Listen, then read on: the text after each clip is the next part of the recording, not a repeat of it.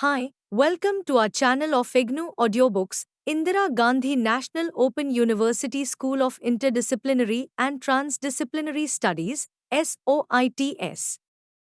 Appreciation Course on Population and Sustainable Development, APST. Block 2 Key Issues on Population and Sustainable Development in India. Unit 4 Myths and Realities. 4.0 Objectives. After reading this unit, you will be able to describe the arguments that bust some common myths around population and sustainability issues in India.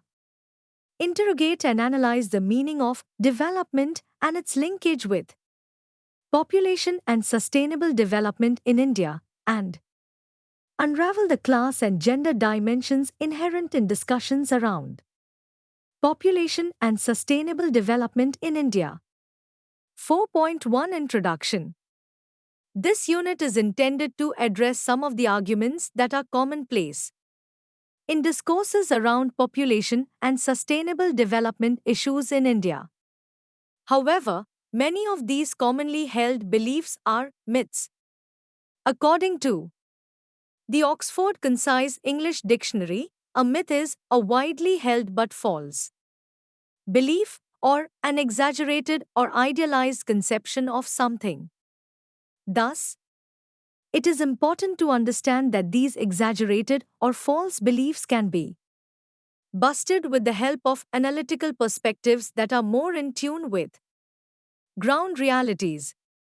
This unit intends to identify and thematically address some such myths in the context of issues around population and sustainable development in India.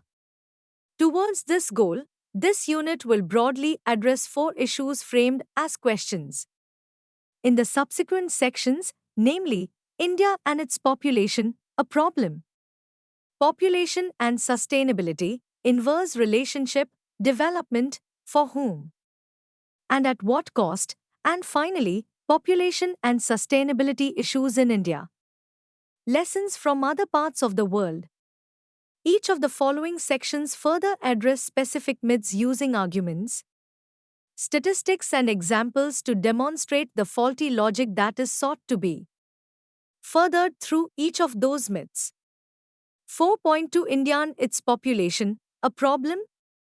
For a subcontinent-sized country like India, with its diverse people and a past of colonial subjugation, how to overcome the exploitation of the past and herald a better future have been moot questions since its independence in 1947, for any country that seeks to strategize in order to achieve the goal of development and move forward on the path of progress, and analysis of its strengths and weaknesses is in order.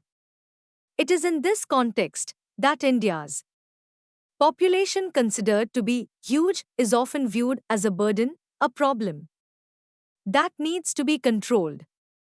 However, as is the overall goal and thrust of this course, it is important for us to be always mindful of the fact that while focusing on the issue of population, we are in essence talking about people who possess rights, and authoritarian approaches bring about marginalization of various kinds rather than development in its true sense. In view of these insights, in the following subsections, let us consider some of the myths that are commonly held vis-a-vis India's population. Myth: India is currently going through a population explosion. Myth buster: India's growing population has always made the headlines, reflecting the concerns of policy makers, politicians, and Indian citizens. Articles in newspapers and mainstream media frequently talk about a population explosion or the population bomb. In the last 3 decades, however, we see a changing pattern in population growth rates. Using some of the concepts we have learnt in the previous units, let us undertake an overview of these patterns. The rate at which the population of India is growing started declining in 1981 and has continued to decrease ever since. In fact, the latest 2011 census has recorded the biggest decrease in the population growth rate.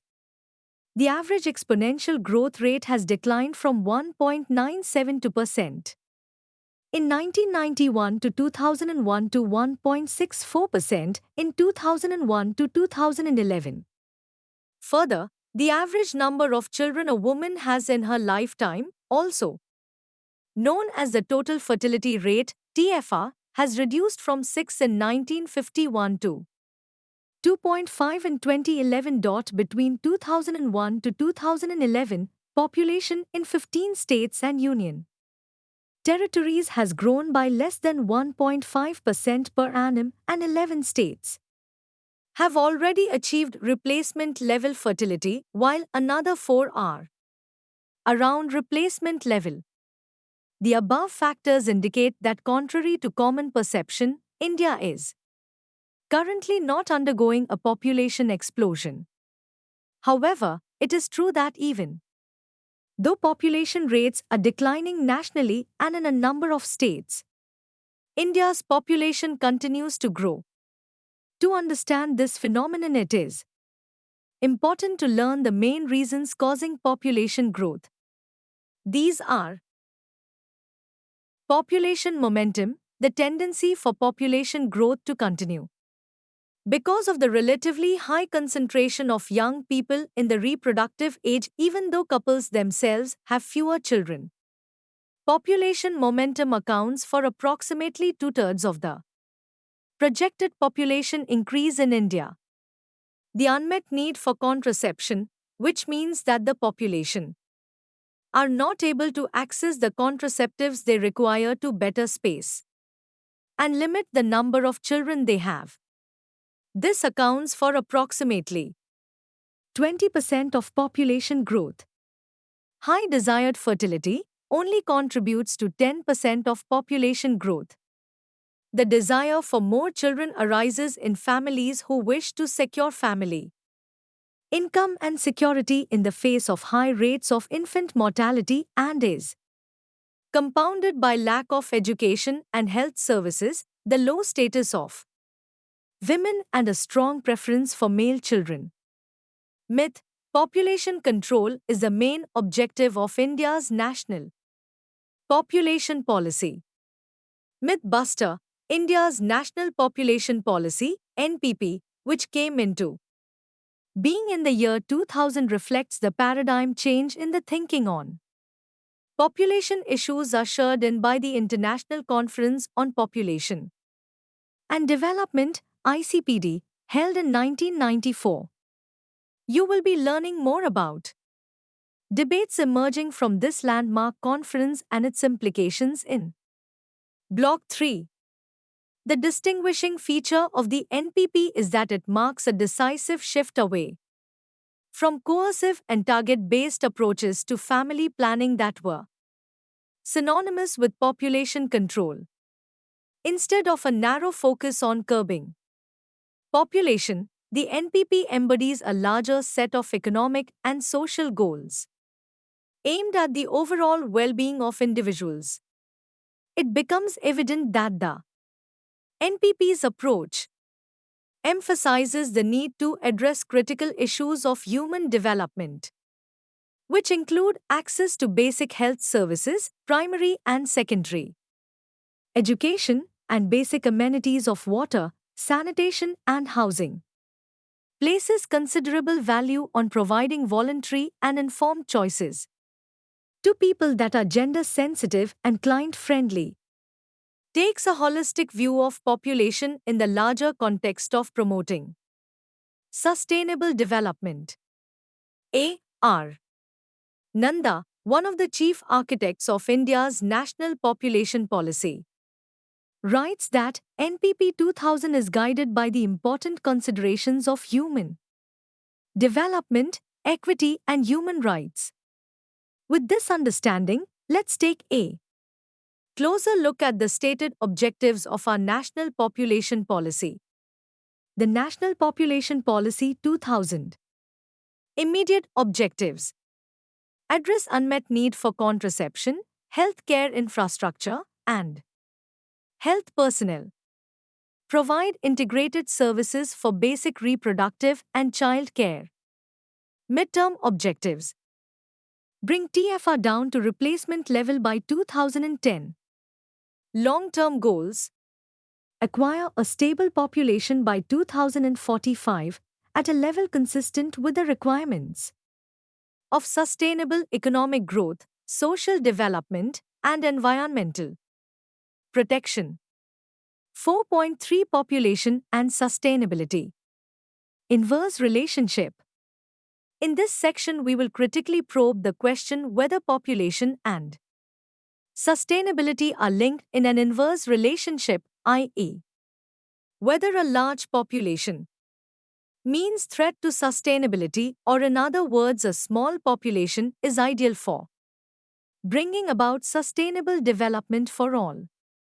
As is clear to you from Units 1 and 2 in this block, sustainability and sustainable development is more closely linked to management and distribution to resources and not really about so-called pressures on resources. Such shrill and reactionary voices that do not account for core human rights issues like informed choice, right to access without discrimination, etc., have been broadly discredited within the development paradigm.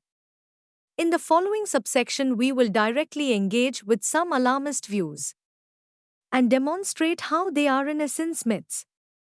Myth: it is necessary to control population in order to maintain environmental sustainability and curtail climate change. Environmental sustainability is a function of a number of factors. Population size is certainly one of them, however, consumption patterns, changing lifestyles, and industrialization policies together contribute to resource depletion and degradation impacting overall environmental sustainability. Efforts to control population can deny people the right to determine family size and are therefore violative of human rights and social justice. Adverse effects of population control have also resulted in skewed sex ratios and gender imbalance in countries such as India and China. Advocates emphasize that strategies that address population dynamics and environmental sustainability must also protect human rights, be rights-based and gender-sensitive, e.g., universal provision of safe and voluntary reproductive health services. Measures of population control as a tenable strategy for maintaining environmental sustainability have therefore been questioned. According to Betsy Hartman, rather than population control, sensible climate change and industrialization policies in China, India, and other developing countries should emphasize investments in green technology, renewable energy, and conservation. Worldwide, reducing the population of automobiles would do more to curtail climate change than imposing limits on family size. Myth: the world's natural resources are getting rapidly depleted because of high population growth of the poor in countries. Demographic indicators such as population growth have a definitive impact on the utilization of natural resources, but it is not the only factor responsible for resource depletion as indicated above. This is a complex issue where a vital aspect to consider when assessing the impact of population growth on resource depletion is consumption. Developed countries with low population growth consume more than poorer countries with higher population growth. Rich, industrialized countries with only 20% of the world's population are responsible for 80% of the accumulated carbon dioxide buildup in the atmosphere. Further, 12% of the world's population that lives in North America and Western Europe accounts for 60% of private consumption. spending, while the one-third living in South Asia and Sub-Saharan Africa accounts for only 3.2%. Yet, developing countries with high population growth rates are following the same model of development and will contribute substantially to the future escalation in consumption levels leading to resource depletion. Collective responsibility and action to conserve energy reduce wasteful consumption and preserving the environment is therefore imperative. Myth: food shortages in India have been a result of rapid population growth. Myth buster: as we have learnt in Unit 1 of Block 1, the idea that a rapidly growing population will eventually outstrip food resources was first articulated by Thomas Malthus in his treatise An Essay on the Principles of Population, written in the 18th century. However, more recent analysis of global trends suggests that the increase in food production has in fact matched population growth in many regions of the world. In the case of India, food production since independence has undergone a fourfold increase, while population growth has been a little less than threefold. The introduction of the Green Revolution and agricultural technologies in the mid-60s resulted in higher rates of food production in comparison with population growth. Such a situation should make us wonder why then is universal access to food is not a reality and chronic hunger and malnutrition continue persist in India. Dr. Madhura Swaminathan argues that the key contributor to the problem of food security in India is not population growth but a failure of distribution. Dr. M.S. Swaminathan adds that the food security challenge is no longer just one of physical access to food but it is becoming one of economic access of food. In other words, inequity in the public distribution system, inadequate investment in agriculture and rural development are the key issues which need to be addressed to tackle the problem of food shortages. 4.4 Development, for whom and at what cost? This section aims to equip you with a well-rounded understanding of development. For this, the approach that is taken here is to also familiarize you with what it is not before attempting an understanding of what constituted development. In a minimal understanding, development is often viewed as a goal, a final destination that every country must reach, which would mean progress and prosperity for all its inhabitants. This is a linear view where countries start with underdevelopment or lack of development and subsequently attain development. However, as will be demonstrated to you through the subsequent subsections, development is a multidimensional process which must be viewed as a journey of overcoming discrimination, marginalization, and inequalities. It is a flawed approach to pursue prosperity that ultimately remains in the hands of only a few when a simultaneous focus on overcoming discrimination, marginalization, and inequalities is not made. Let us now address some of the myths that obstruct a holistic understanding of development. Myth: for the development of any country, it is necessary that the population of the country should be kept in check. Myth buster: in fact, a large population can, on the contrary, mean that there is a large labor force available in a country which, if utilized properly, can lead to greater economic achievement and positive impetus to the country's economy. Earlier in this unit and in previous units, you have engaged with concepts and themes like population momentum, demographic dividend, and population growth trends.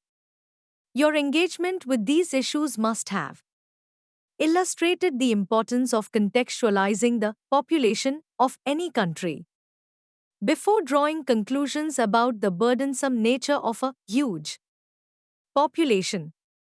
With respect to the issue raised here, when a linkage is made between the achievement or non achievement of development by a country and its population, it reflects a misconception that there is only a quantitative aspect involved in this issue.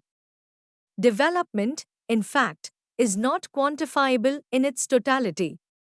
And even economists like Amartya Sen, Jean Dries, Prabhat Patnaik, and Utsa Patnaik subscribe to that notion.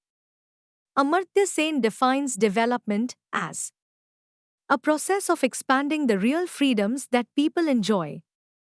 Such scholars have argued that development cannot be understood in linear terms, i.e., making step by step advancements towards some set goals whose achievement can be touted as attaining development.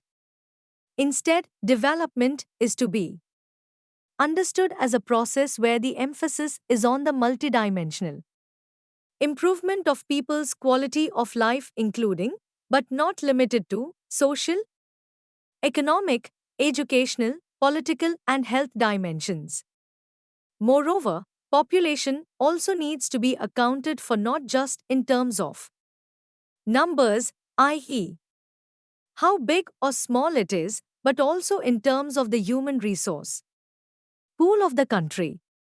When we refer to population of a country, we are talking about the people of that country.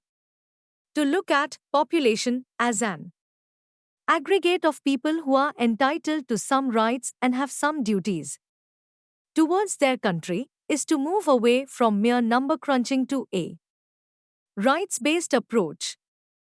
Thus, development must also be understood in the light of human development, an alternative paradigm which was formulated in the 1990s by Dr. Mahbub ul Haq, a leading Pakistani economist, and others. Human development paradigm lays emphasis on creating an environment in which people can develop their full potential and lead productive, creative lives in accordance with their needs and interests. This approach recognizes that people are the real wealth of nations and development is thus about expanding the choices people have to lead their lives. Hence, it is about much more than economic growth, which is only a means, albeit an important one, of enlarging people's choices. Since 1990, the human development concept is being applied to a systematic study of global themes as published in the Yearly Global Human Development Reports, HDR, under the auspices of the United Nations Development Programme, UNDP.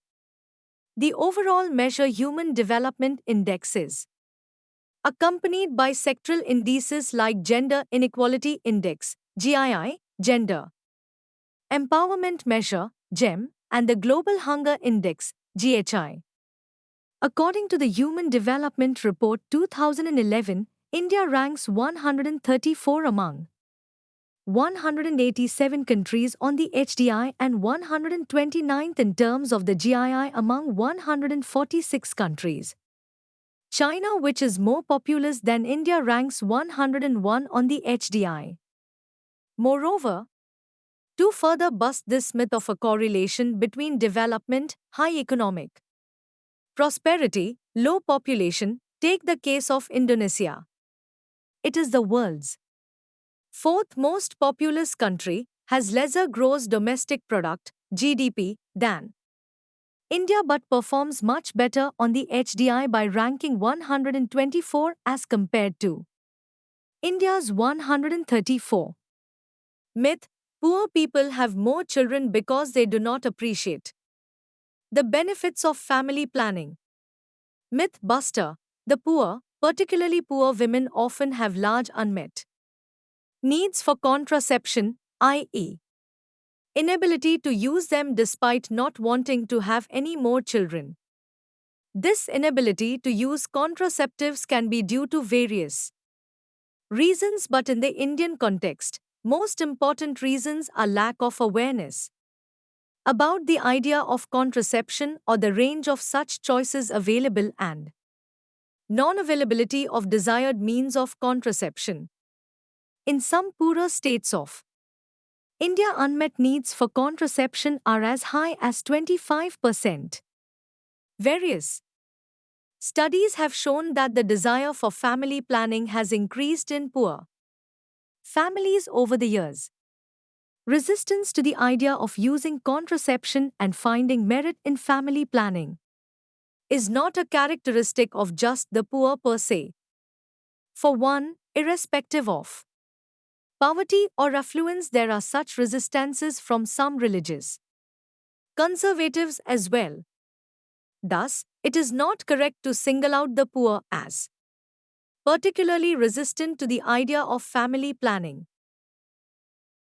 Another important issue that one must consider in this regard is the link between high infant mortality rate (IMR) and the confidence that the poor lack in having smaller families due to dismal provision of health services by the state and the increasing non-affordability of health services by the poor. High IMR among the poor remains an area of concern. The poor often are unsure of the survival of all of their children beyond infancy, and this is one of the reasons for their propensity to have more children. Though over the years, the IMR has dropped, India has not made satisfactory progress and is still among world's 50 countries with the highest IMR in contrast to its position as one of the world's top 20 vis-a-vis economic growth rates. Demographers Leela Visaria and Vimla Ramchandran have made an important argument in this regard that women, irrespective of their being rich or poor, do not desire many children. They would rather limit reproduction if they have confidence that their children will survive, and if the family planning and other reproductive health services are easily available and accessible, without undermining their sense of dignity and privacy.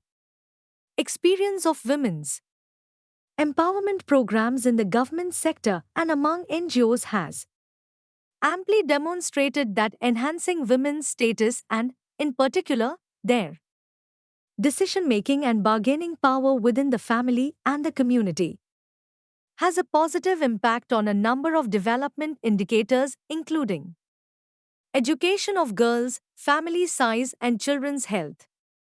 Myth: India's population is growing because uneducated rural poor families have more children, while the educated urban middle class has controlled its family size.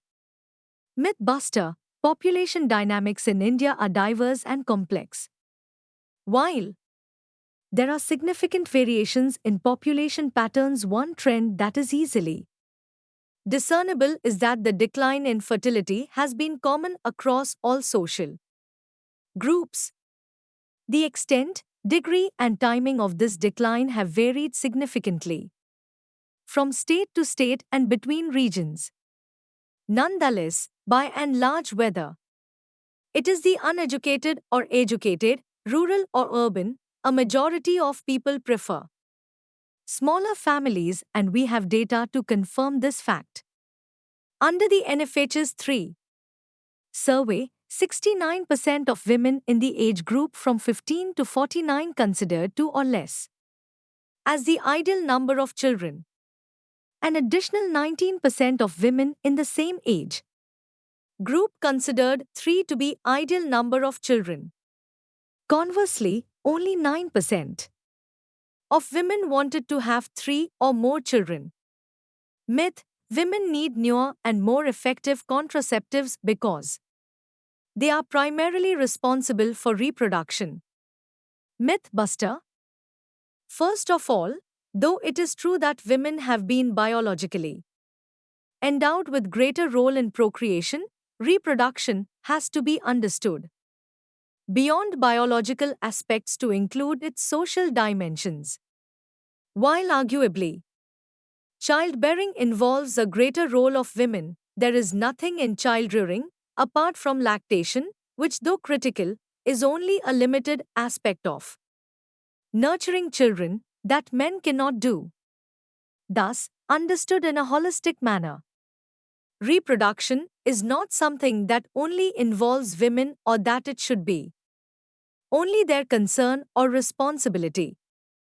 If reproduction is not a domain that concerns only women, then clearly they should not bear disproportionate responsibility of contraception as well.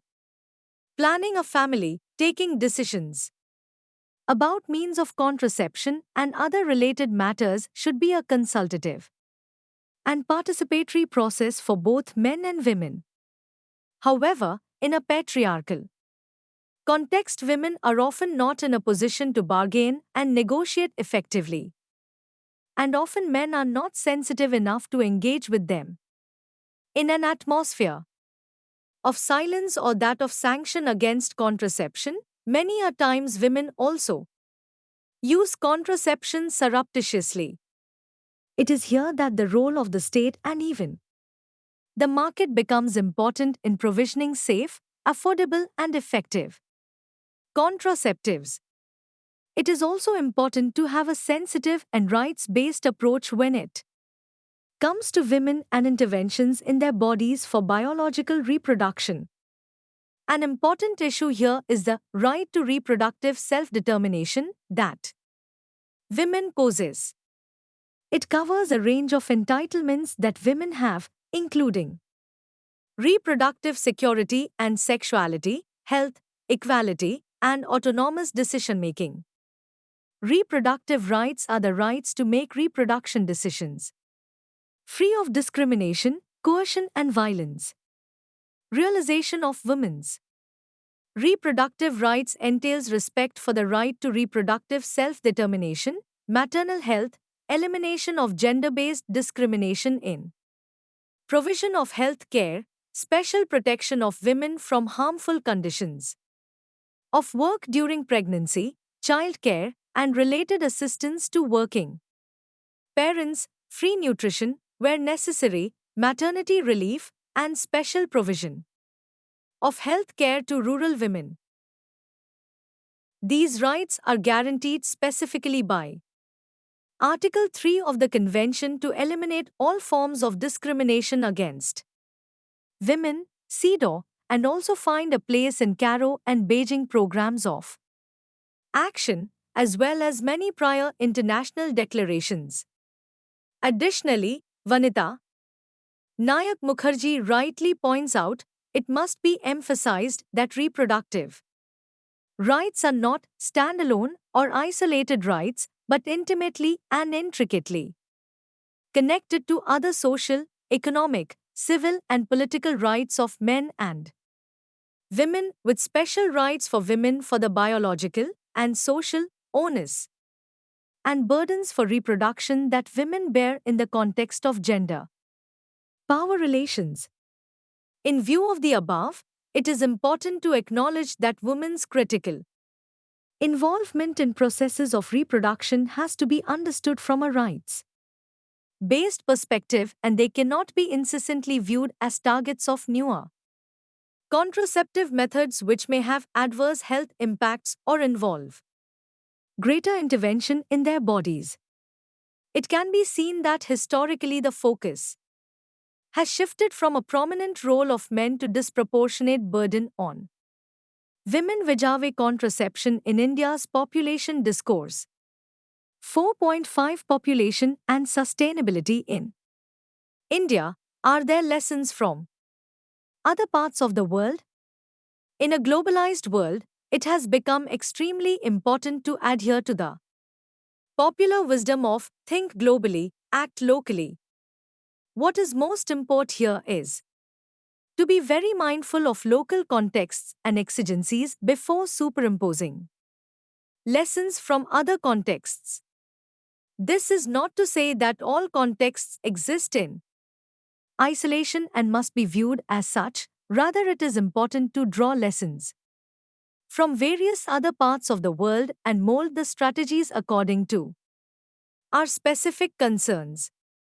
Against this backdrop, in the next few subsections, let us engage with some of the questions that are often raised when population and sustainability issues in India are viewed in comparative perspective with other countries. These issues are again framed as myths to illustrate how blinkered views are detrimental to progressive understanding of the issues at hand. Myth: the quickest results in speeding population stabilization can be achieved through an authoritarian approach like China's one child policy or imposing a two-child norm. Mythbuster: the demand in India for introducing legislation and policies similar to China's one child policy emanates from the perception that such measures are a quick and easy solution for stemming India's population growth. Many states in India have followed suit by adopting the two-child norm, which has been explained earlier in this chapter. It is important to contextualize and examine whether coercive measures are indeed the quickest and the most appropriate means of achieving reductions in fertility rates and thereby population stabilization. Professor Amartya Sen argues that in China the one-child policy was preceded by a socio-economic program which expanded access to healthcare, education, and economic opportunities in the country. Professor Sen goes on to explain that it was these empowering factors that forged the path for the reduction of fertility rates in China. Similarly, in the Indian state of Kerala, near universal literacy and quality health services have resulted in accelerated reductions in fertility rates that are comparable to China. Thus, while coercive measures may facilitate population stabilization, they also have negative social consequences while simultaneously disempowering citizens of their right to take informed decisions and make free choices. Myth: the two-child norm is not only useful from a population and development point of view but is also good for women's health. Mythbuster: to summarize the arguments presented to you at length throughout the course material, population is not an issue of only numbers and related statistics and mathematical calculations. Population issues are essentially human issues that concern lives of men and women who are rights bearers. Thus, any kind of directly or indirectly coercive population policy is in violation of people's rights.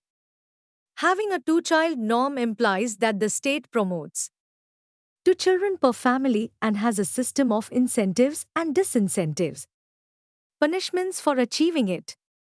The two-child norm has to be understood in the context of son preference and daughter aversion prevalent in the Indian society.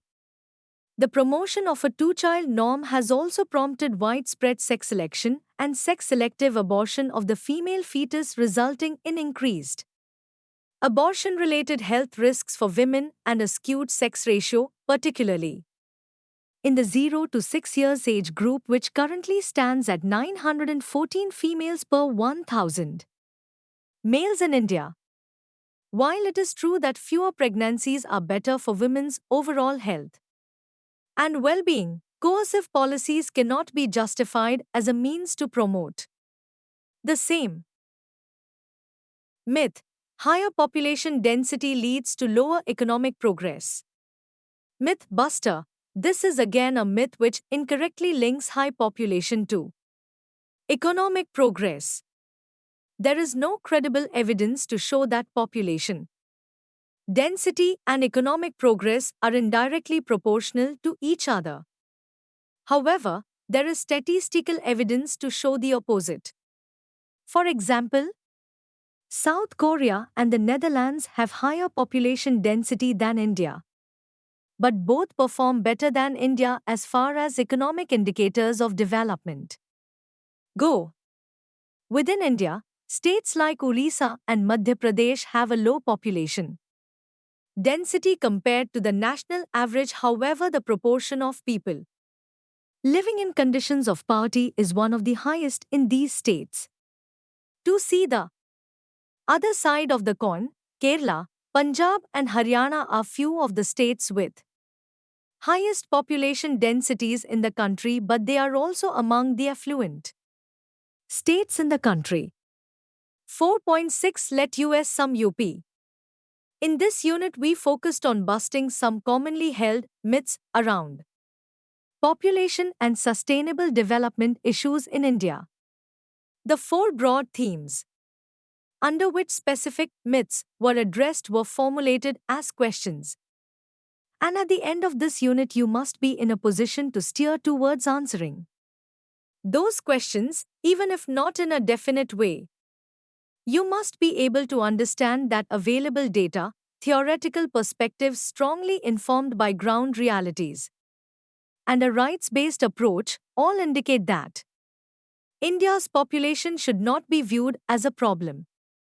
A country's population is made up of people who are holders of rights. At the macro level, if a big population appears to a problem for the country, it is only because people's needs at the micro level have been overlooked or inadequately addressed. Population and sustainability need not be viewed as being in an inverse relationship. The question of resource management is much more crucial than that of resource availability when it comes to working towards sustainable development. When engaging with development, it is imperative to first have some clarity on what it entails. It is critical to raise the question for whom and at what cost. And, while attempting to answer that question, a premium must be placed on a rights-based approach that a is particularly sensitive to the marginalized sections of society, b focuses on removing barriers to social exclusion, and c takes into account the implications of caste, class, gender, and other such variables that create hierarchies among people affecting their bargaining and negotiating powers when it comes to planning families, or creates impediments in staking a claim in the country's development. While it is important to have global vision and be open to lessons from other parts of the world around population and sustainability issues, one must also bear in mind that it is prudent to think globally, act locally. It is not a fruitful approach to blindly replicate models that are created in different contexts. They can stimulate ideas or strategizing on how to address pressing issues but not be used as universal